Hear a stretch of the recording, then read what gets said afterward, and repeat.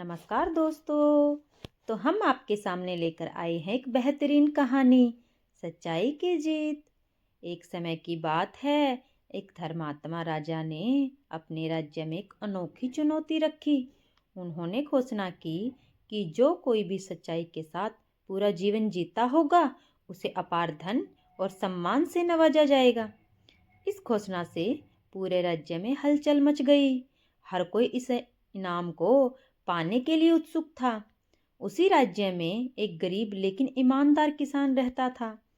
उसने अपने जीवन के हर कदम पर सच्चाई को अपनाया था, चाहे वह उसके खेती का काम हो या उसके पड़ोसियों के साथ उसका व्यवहार।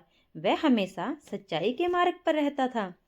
एक दिन किसान ने सोचा कि वह भी राजा की चुनौती का हिस्सा बनेगा। वह राजा के दरबार में गया और अपनी सादगी और ईमानदारी की कहानियां सुनाई। उसने बताया कैसे उसने अपने खेत में सोने की मुद्राएं पाई थी, परंतु उसने उन्हें उसके असली मालिक को लौटा दिया। कैसे उसने अपने पड़ोसी की भूलवंश भेजी गई अनाज की बोरी उसे वापस कर दी थी। राजा उसकी कहानियों से प्रभावित हुए। उन्होंने महसूस किया कि किसान ने न केवल शब्दों में बल्कि कर्मों में भी सच्चाई को अपनाया।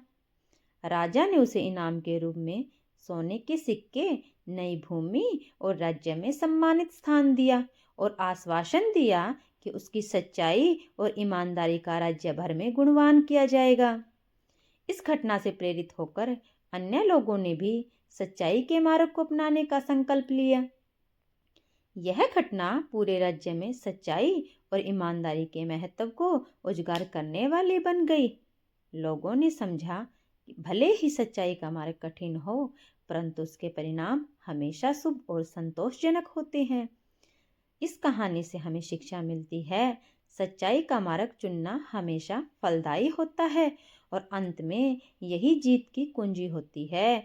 तो कैसी लगी दोस्तों यह कहानी? अच्छी लगी हो तो कमेंट करें और मेरे चैनल को सब्सक्राइब करें।